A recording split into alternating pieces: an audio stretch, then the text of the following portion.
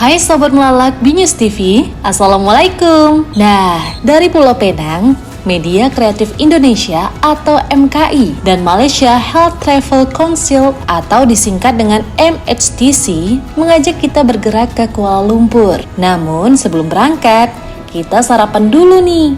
Lalu menu apa aja sih yang Mimin santap di pagi hari ini? Sobat Melalak, intip-intip aja ya. Repot soalnya kalau kepingin, entar baunya susah walau jauh dari Penang.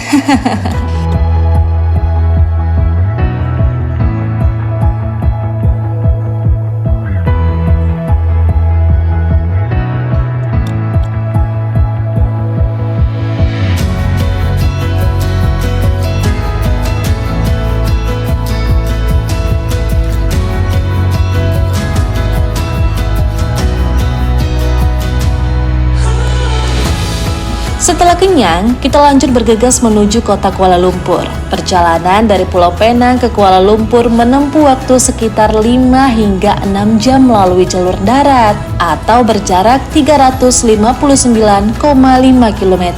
Tak beda seperti episode sebelumnya. Ketika keluar Pulau Penang, kami pun harus melalui jembatan Penang ini untuk menuju Kuala Lumpur. Jembatan tol 2 jalur yang menghubungkan Bayan Lepas di Pulau Penang dan seberang Parai di daratan Malaysia. Jembatan ini juga berhubungan dengan jalan lintas utara selatan di Parai dan jalan tol Jelutong di Bayan Lepas. Dia resmi dibuka pada 14 September 1985. Panjang keseluruhan jembatan ini sekitar 13,5 km, membuat jembatan ini menjadi salah satu jembatan terpanjang di Asia Tenggara dan merupakan sebuah landmark nasional. Sebelum 1985, transportasi antar Pulau Penang dan daratan hanya dilayani oleh feri atau Butterworth di Georgetown. Pengguna jalan hanya perlu membayar tarif ketika menuju Penang aja dan tidak perlu membayar ketika meninggalkan pulau. Tarif sekali jalan sekitar 5 atau 6 ringgit. Indah bukan jembatannya Sobat Melalak? Seperti di film-film itu kan? Tengah berjalan menuju Kuala Lumpur, kami mau istirahat sebentar nih setelah menempuh jarak perjalanan 3 jam lebih. Dan tibalah kami di rest area dataran tinggi Cameron. Nah, di lokasi ini banyak menyediakan toilet dan banyak pedagang yang menjajakan makanan ringan maupun berat. Yuk ikutin aku, kita berkeliling melihat dagangan apa aja yang ada di lokasi ini.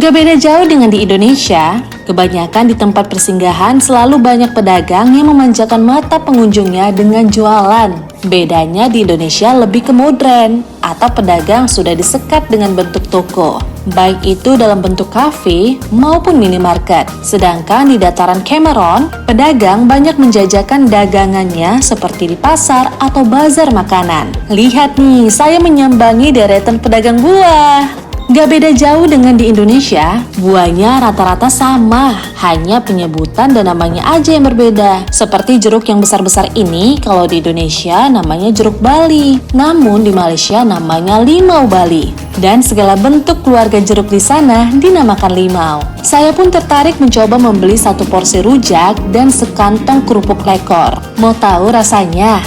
Ayo ikutin aku!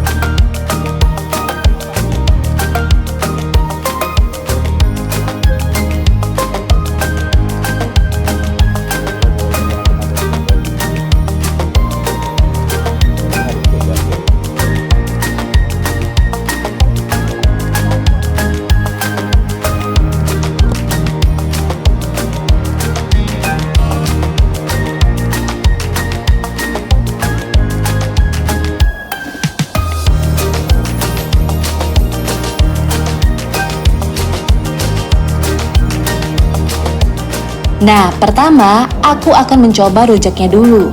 Potongan buah yang aku beli kali ini banyak berisi buah mangga, ada jambu, dan juga nanas. Seporsi rujak di sini aku beli sekitar 2 ringgit Malaysia atau sekitar Rp7.000. Mayoritas rujak di Malaysia menggunakan bumbu tabur atau somboy. Sedangkan kalau di Indonesia banyak menggunakan bumbu kuah kacang yang pedas. Untuk rasanya, yummy, gurih, manis, asam, asin.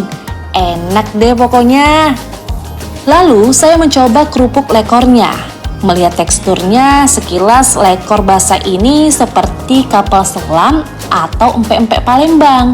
Dan rasanya persis empek-empek juga loh Sobat Melalak.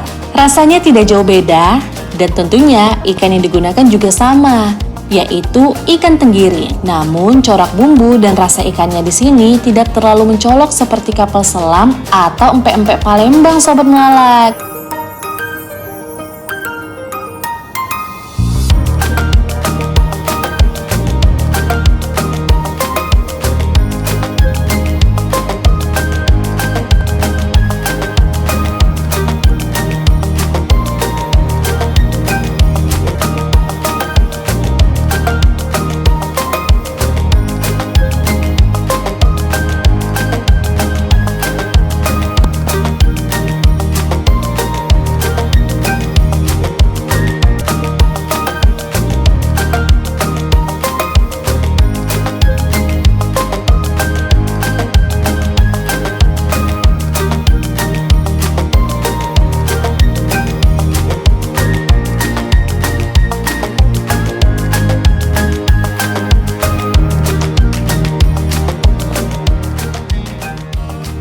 Setelah perut kenyang, kami pun beranjak dari tempat tersebut, melanjutkan perjalanan menuju Kuala Lumpur melalui jalan bebas hambatan ini Sobat Melalak.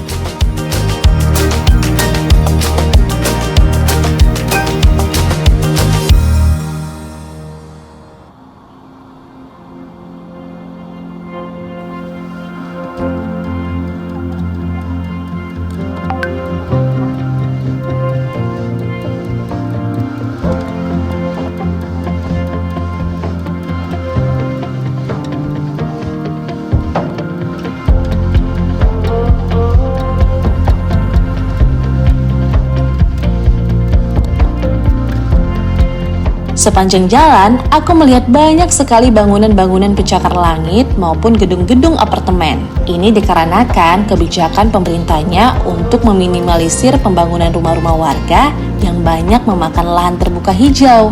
Makanya tak heran kalau di kota-kota besar di Malaysia banyak dijumpai rumah-rumah susun maupun apartemen. Tapi nggak beda jauh kalau di luar kota atau di kampung-kampung. Di sini layaknya di desa. Di Indonesia, banyak rumah kampung yang sederhana dan bentuknya sama seperti di kampung-kampung Melayu di Indonesia, yakni rumah panggung.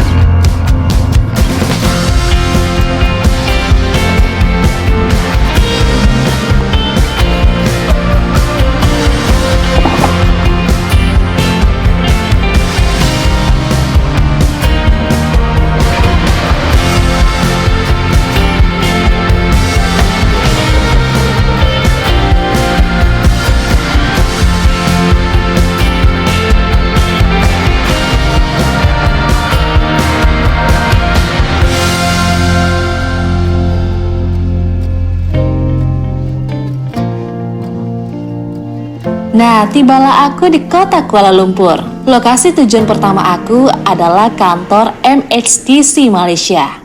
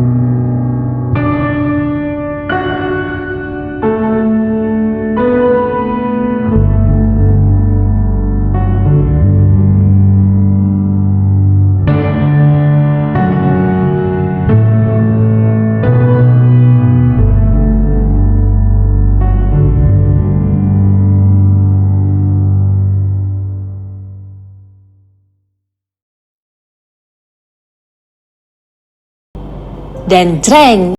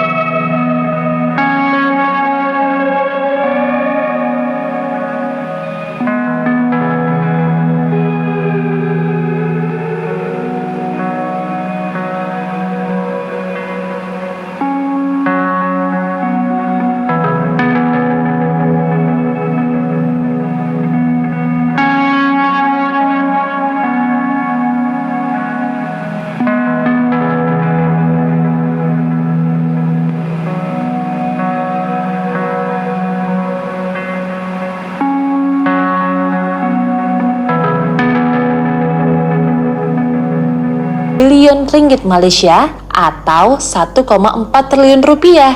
Pada tahun 2019, ia ditetapkan sebagai salah satu dari 10 landscape pancuran air terbaik di dunia oleh The Independent.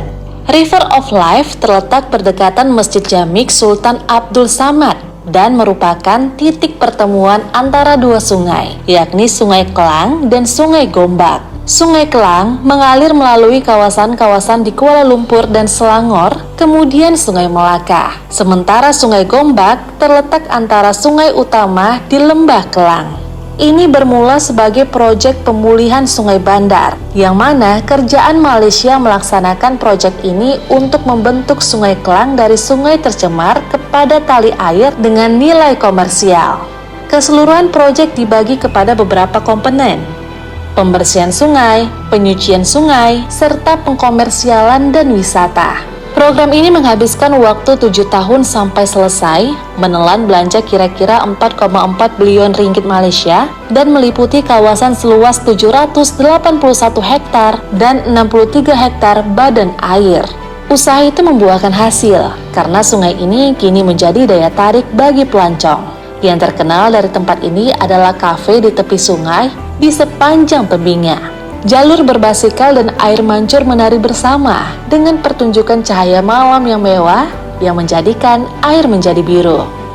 Secara sekilas, terasa seperti tidak ada daya tarik ya, karena yang kelihatan sejumlah tenda putih dan transparan berjajar di pinggir sungai itu. Tempat ini mungkin menjadi hal biasa bagi kita yang datang dari Indonesia, karena kita punya banyak sungai dan juga punya masjid yang diberi nama dengan Masjid Jami. Sungai ini dahulunya berlumpur dan kemudian diganti menjadi Kuala Lumpur yang kini dikenal sebagai ibu kota Malaysia itu.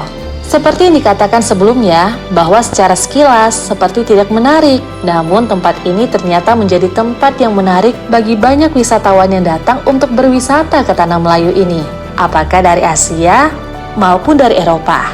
Kesannya tentu tergantung pada siapa yang mengunjunginya ya, apalagi perspektif orang pasti beda-beda, jadi kesannya juga akan berbeda-beda. Begitu pula bagi kami yang baru pertama kali datang berkunjung ke sini. Banyak kesan dan pelajaran penting yang kami dapat.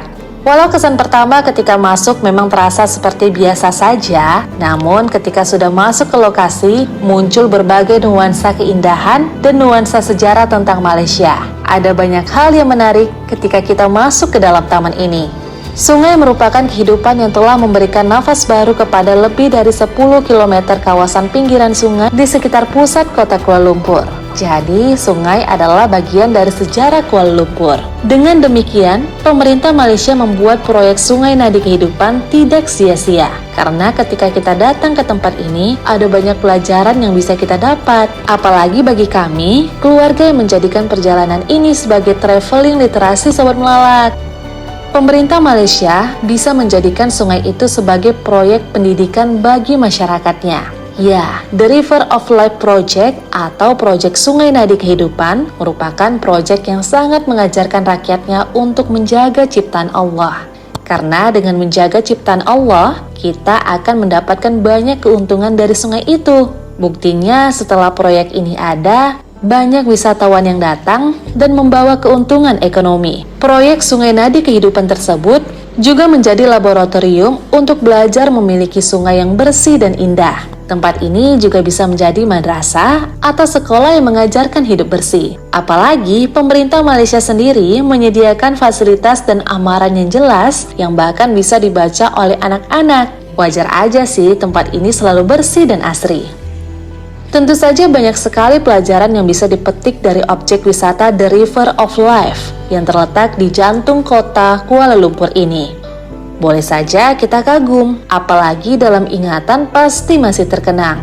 Betapa tidak, masih terbayang dan terasa nikmatnya menyaksikan keindahan dan kekayaan budaya serta peninggalan sejarah negeri jiran Malaysia ini. Pesona lainnya juga nikmat banget. Walau tidak sekaya peninggalan sejarah di Indonesia, namun mereka sangat menjaga dan merawat budaya mereka di tengah masuknya serangan budaya global. Ya, terus terang rasanya ingin bisa berlama-lama di tempat ini. Namun keburu malam, tim pun bergegas ke daratan merdeka.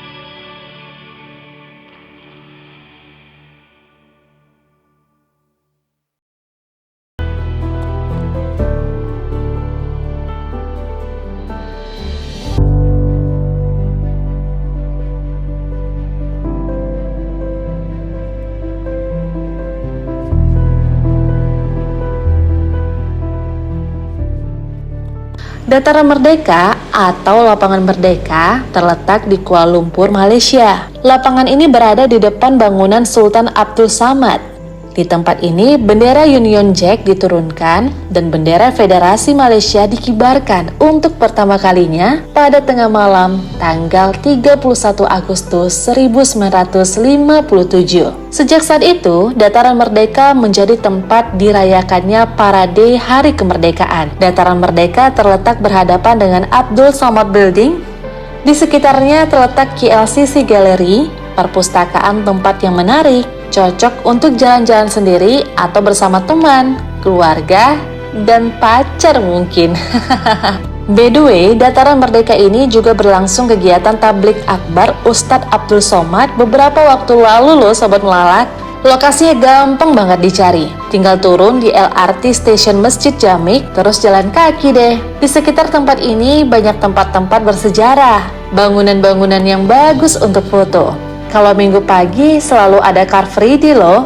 Daerah ini gratis untuk dikunjungi. Ada lapangan berumput berukuran besar di mana banyak turis mengambil foto karena ada tiang bendera Malaysia. Daerah ini banyak terdapat museum. Pergilah saat sore hari agar tidak kepanasan karena sinar matahari yang terik. Kuala Lumpur saat siang menjadi kegiatan yang asik karena ada banyak hal yang bisa dilihat di tengah kota. Mulai dari gedung-gedung pencakar langit modern dan pusat shopping, hingga bangunan kuno yang sangat terawat dan terlihat sangat cantik.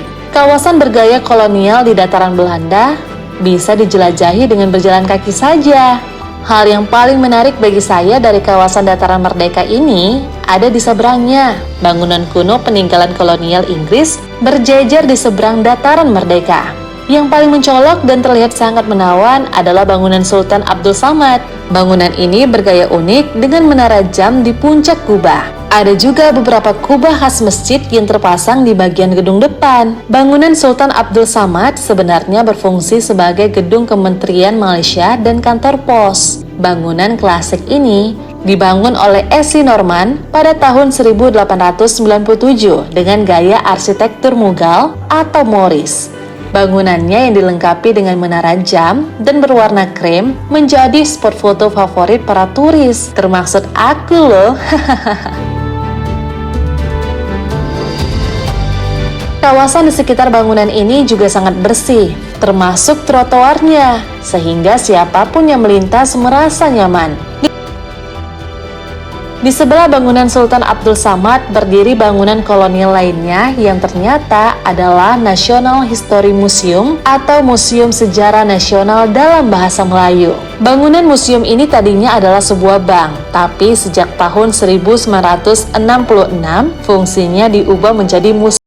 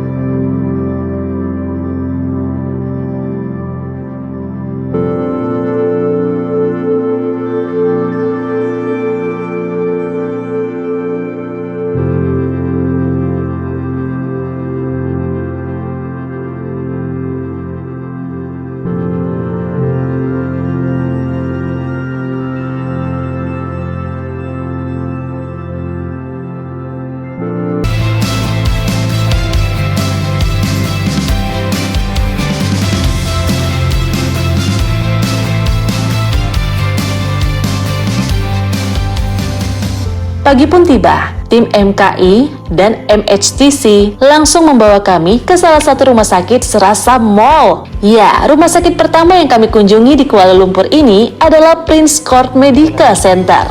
Mau tahu apa saja fasilitas yang ada di dalam rumah sakit bergaya mall ini? Berikut ulasannya.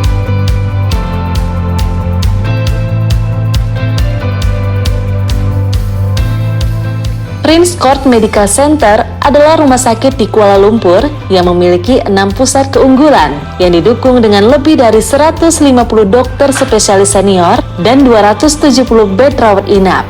Pusat keunggulannya antara lain menangani saraf, tulang, kandungan, pencernaan, ginjal, dan kanker. Dokter-dokter di sini praktik antara hari Senin hingga Sabtu dan bisa berbahasa Indonesia atau minimal bahasa Melayu. Pasien dapat memperoleh fasilitas jemput bandara, penitipan koper, dan wifi gratis di rumah sakit. Tersedia pula kantin yang menyediakan makanan halal, restoran, hingga kafe. Terletak di pusat Kuala Lumpur, di sekitar rumah sakit terdapat banyak hotel, homestay, serta tempat makan. Widih, Sobat Melalak, yakin gak nih kalau masuk ke sini tetap sakit?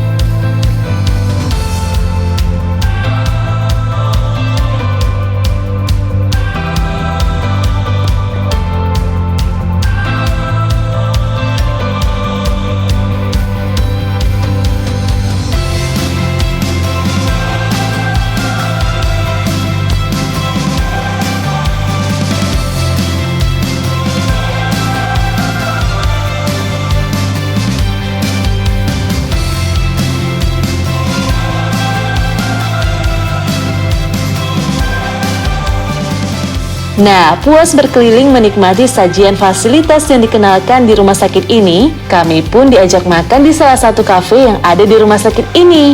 Ada banyak pilihan kafe yang ada di mall, tapi ini rumah sakit loh Sobat Melalak.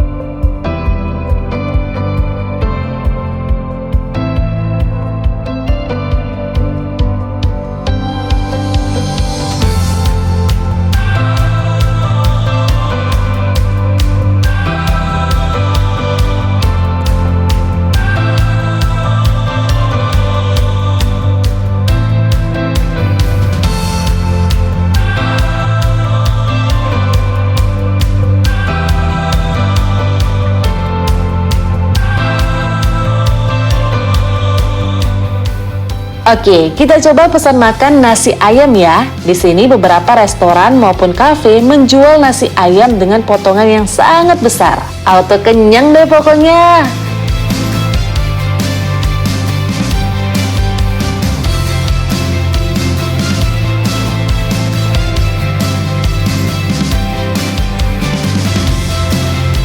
Setelah kenyang, kami pun bergeser ke rumah sakit berikutnya, yaitu Sunway Hospital.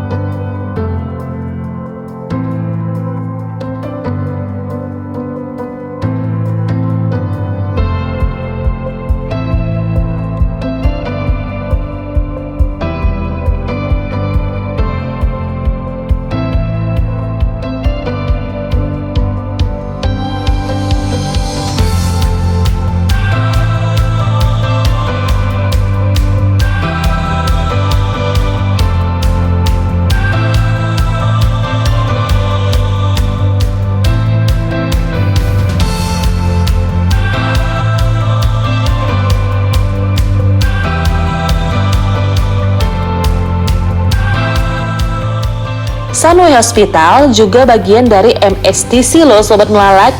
Ya, Sunway Medical Center adalah rumah sakit di Kuala Lumpur yang memiliki 7 pusat keunggulan yang didukung lebih dari 200 dokter spesialis senior dan 533 bed rawat inap. Pusat keunggulan Sunway Medical Center antara lain menangani penyakit jantung, saraf, ortopedi, kanker, THT, urologi, dan anak. Dokter-dokter di sini pun prakteknya antara Senin hingga Sabtu loh, dan bisa berbahasa Indonesia atau minimal bahasa Melayu juga. Tidak berbeda dengan Rumah Sakit Prince Court, Pasien dapat memperoleh fasilitas jemputan bandara, penitipan koper, dan wifi gratis di rumah sakit. Tersedia pula restoran, kafe, hingga 7-11 di dalam rumah sakit. Terletak di Bandara Sunway, di sekitar Rumah Sakit Sunway, terdapat banyak hotel atau homestay serta tempat makan loh. Tentang rumah sakit, Sunway Medical Center Selangor adalah rumah sakit kesehatan swasta tersier dan salah satu rumah sakit terkemuka di kawasan ini, menawarkan spesialis medis dan bedah yang komprehensif serta kardiologi, onkologi, ortopedi, bedah tulang belakang, perawatan infertilitas, THT, pediatri, dan masih banyak lainnya. Memiliki 26 pusat keunggulan yang menyediakan layanan terintegritas, personal, dan berfokus pada pelanggan. Keunggulannya dalam menyediakan layanan kesehatan mubtakhir terbukti melalui banyak penghargaan yang telah diterima, seperti perusahaan Rumah Sakit Cerdas Malaysia pada tahun 2021, penyedia layanan onkologi atau radiasi Asia Pasifik pada tahun ini, Rumah Sakit Kesuburan Asia Pasifik tahun 2020, penyedia layanan oftalmologi anak Asia Pasifik tahun ini, Medis Asia Pacific Tourism Hospital of the Year 2020, CXT Pursuit of Excellence National Award 2020. Ini adalah rumah sakit pertama di Asia Tenggara untuk dianugerahi akreditasi Australian Council on Healthcare Standard. Itu juga terakreditasi sebagai masyarakat Eropa untuk onkologi medis, menunjuk pusat onkologi terpadu dan perawatan paliatif untuk periode 2019 dan 2021. Sunway Medical Center berafiliasi dengan University of Cambridge, Royal Papworth Hospital, Harvard Medical School, dan Jeffreyson School of Medicine and Healthy Science, Monash University Malaysia, untuk memajukan upayanya dan keunggulannya dalam pendidikan kedokteran, pelatihan, dan penelitian. Ini memiliki pusat pasien internasional yang mendukung pasien dari seluruh dunia, mulai dari masuk hingga keluar, dan tidak lanjut bersama dengan akomodasi, visa, makanan, transportasi, perkiraan biaya, dan lain-lainnya. Rumah sakit ini sering menjadi rujukan banyak orang ketika ingin berobat ke Malaysia. Tidak sedikit pasien Indonesia yang berobat kemari karena biayanya yang relatif terjangkau dibandingkan dengan rumah sakit lainnya di kawasan Asia Tenggara. Sunway Medical Center menawarkan memiliki layanan medis dengan fasilitas dan teknologi yang canggih, baik untuk perawatan khusus rawat jalan dan rawat inap, program kesehatan dan kebugaran, serta layanan darurat 24 jam. Semua layanan tersebut didukung oleh 2.000 personil termaksud konsultan medis, staf kesehatan profesional, serta staf perawat yang terlatih dan terakreditasi.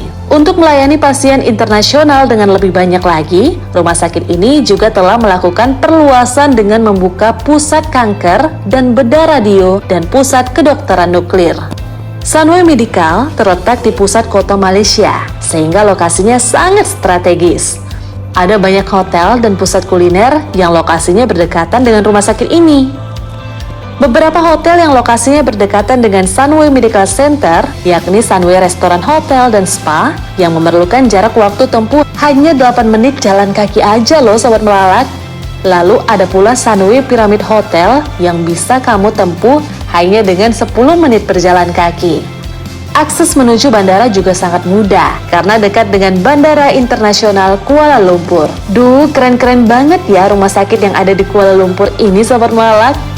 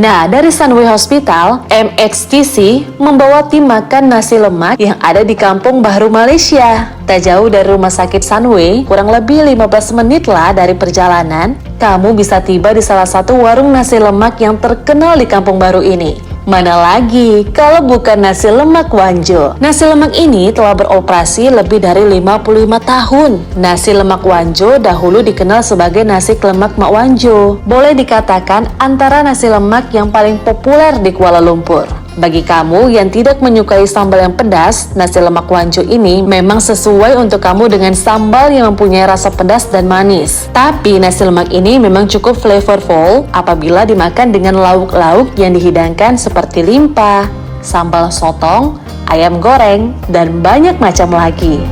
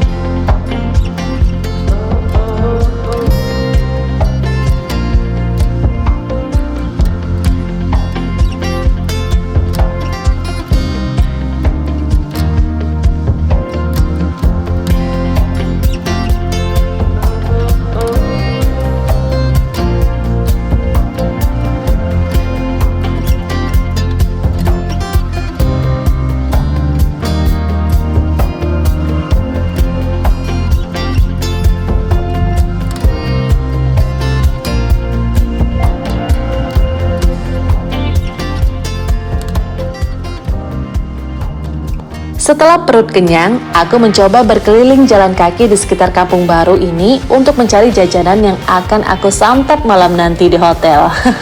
Nah, mata aku pun tertuju nih pada jajanan asal Timur Tengah, yakni kunafa. Kunafa adalah sebuah hidangan penutup sam tradisional yang terbuat dari pastry mirip bakmi tipis atau dong semolina murni, yang dilumuri dengan sirup manis berbahan dasar gula dan biasanya dilapisi dengan keju atau bahan lainnya seperti krim gumpal atau kacang, tergantung pada masing-masing wilayahnya. Setelah sedikit membeli jajanan, aku pun bersiap untuk kembali ke hotel. Dan berakhir pula lah episode Melalak kita kali ini. Seperti biasa ya Sobat Melalak, jangan lupa subscribe channel BNews TV ini biar gak ketinggalan kemana saja tim Melalak jalan-jalan ke tempat wisata dalam negeri atau luar negeri.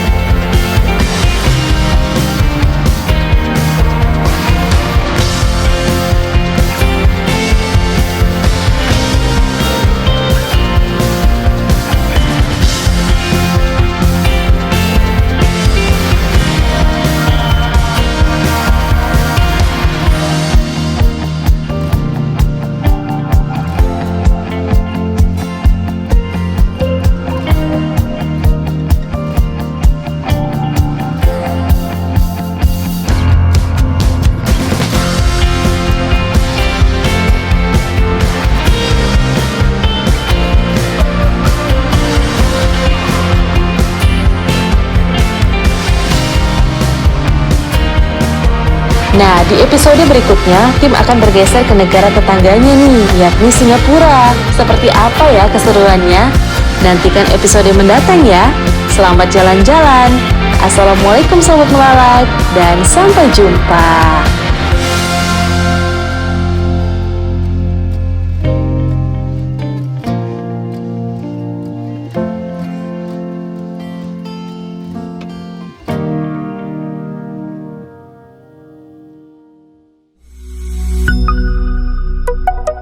BNews TV.